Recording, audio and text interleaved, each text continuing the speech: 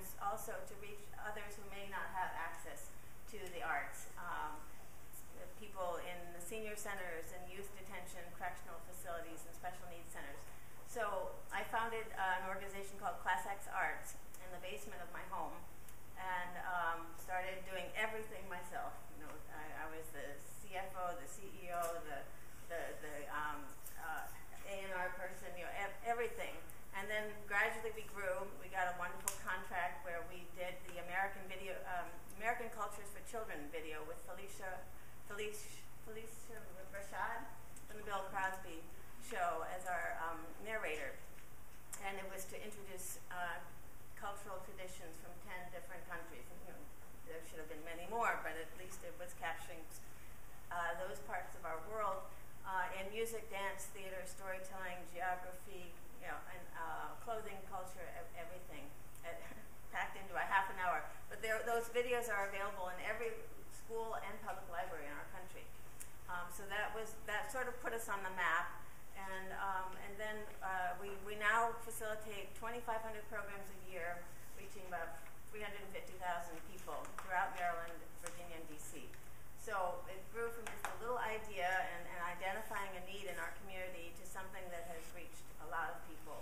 And I totally believe in the power of the arts to transform lives, and I've seen this happen so many times with the Kayaga performance, Dan Suna.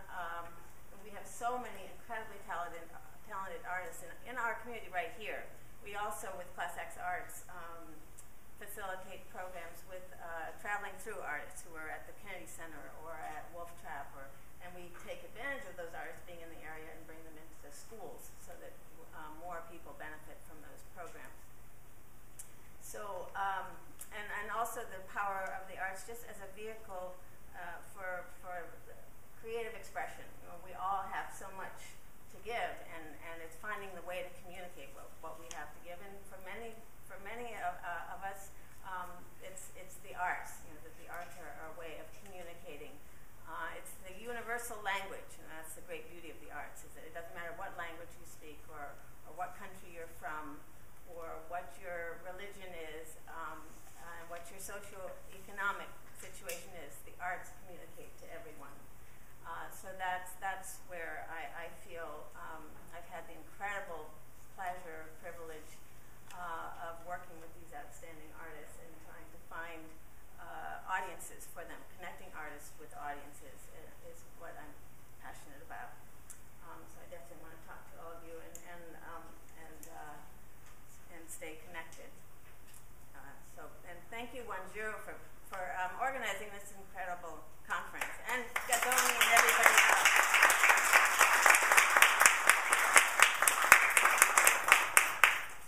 So Dan soon. Is it okay if I just, do my thing right over there? I've been sitting a little too long.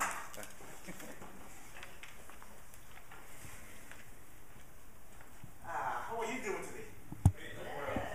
Good. How about you guys? How are you feeling? I'm glad everybody's doing fine, but I'm wondering, does anybody here want to know how I'm doing? You don't really care, do you? Okay, we don't have a whole lot of time, and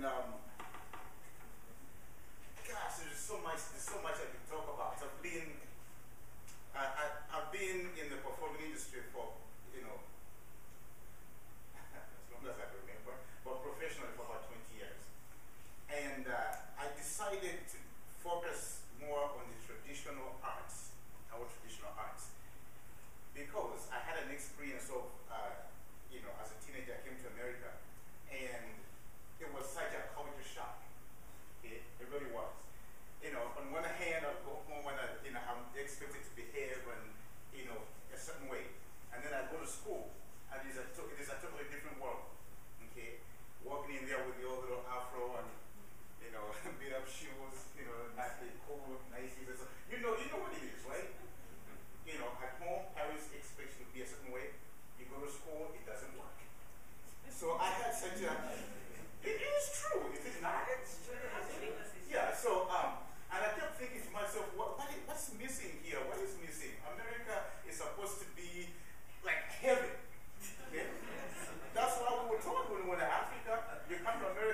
coming to the land of everything is nice. Okay? There are no problems, right? And I had, such a going back and forth, such a hard time. Okay?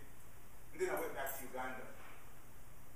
And I noticed that in Uganda, see here in America you have, a little bit of racism here and there, right?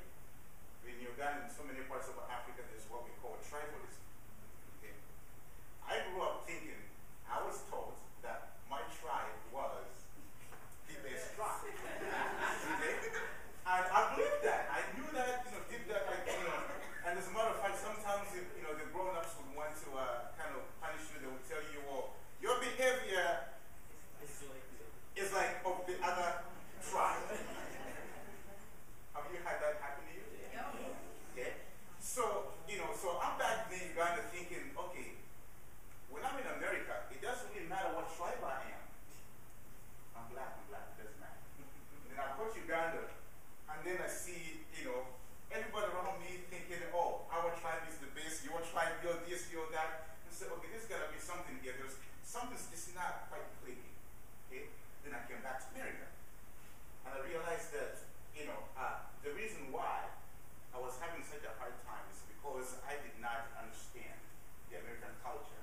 And the reason why they were giving me such a hard time in terms of my accent and my, the way I look, is because they did not understand my culture.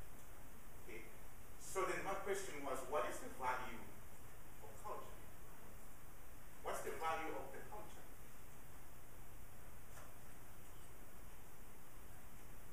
Can you put up that screen? Okay. So then realizing that, I decided that somehow, some way, I needed to educate people about my culture. Okay? But it's not just about me educating them, but I need to learn about their cultures too. How do I do that? How do I do that? I knew that one of my, God-given gifts, was performing.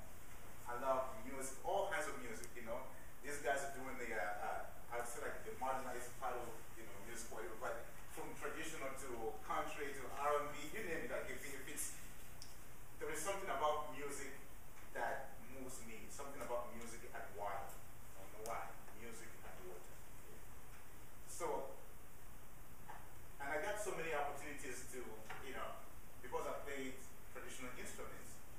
So sometimes I'll be carrying my instrument and people would say, well, what is that? Oh my God, where does it come from? Blah, blah, blah. They would ask questions.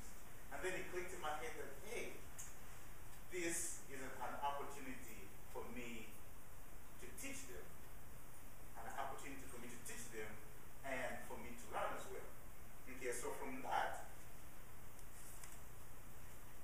I joined, several groups and traveled around the country, did all, this, that, and the other, performed in a whole bunch of different places, thousands and thousands of shows over, the past 20 years and so on. Got a couple of awards and so on and so forth, but, all that's, doesn't really matter. Bottom line is, you have to decide what you value.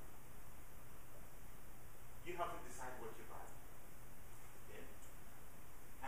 And then when you decide, somehow, some way, it just seems like the rest of the world will follow you, as long as you are very adamant about what it is that you value. Okay? You trust in yourself, and the rest of the world will trust you. I don't know why it works that way, but I read a poem that went along the lines of, I guess this gentleman, he worked so hard at everything he was doing, and he would ask for a penny, and he got what he asked for. And then towards the end of his life, he realized that the way the universe or the world works is that it will give you whatever you ask for. So, he goes through a whole life asking for penny, only to get to the end and realize that, man, if I had believed that my value was $1 million, I could have asked for that, and they would have paid for it. Okay? Now, I'm going to stop here because I think, you guys have a lot of questions. I know there's another part of it that I didn't touch. There was the business part of, their education. I didn't touch that because, you guys didn't touch that because when you're doing music or culture arts, whatever it is that you choose to do, it's not just the talent. There is a business side of it that has to be made as well. Okay? Like, this crowd says, when you started, you were doing everything. I did that too. And going back to, Julian, when she said that you gotta have passion. You do have to have passion. Okay? Because you will have a 2-hour day, and there will be times when you're gonna have a 20-hour day. Okay? But the beautiful thing about doing a thing that you love to do, regardless whether it's the arts, whether it's science, chemistry, you name it, whatever it is when you start going, you just keep going and going and going. And you just gotta know, you know deep down in you what it is. Okay? Some people will say, well, I don't know what I want to do. Yes, you do. You just gotta listen to it. Yes, you do. It's one, you see, ideas are infinite. I don't know if anybody here can tell me where do ideas come from?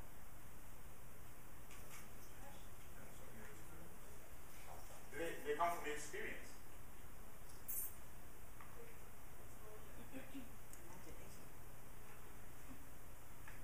See, even imagination itself is an idea. To me, what I've discovered, I could be wrong, but this is, in my opinion, ideas are infinite. There is no beginning or ending to ideas. Okay? Everything you see, you experience, you feel, you hear, is an idea, or was once an idea. Okay? So, once you have that idea, you listen to it, and then follow your heart.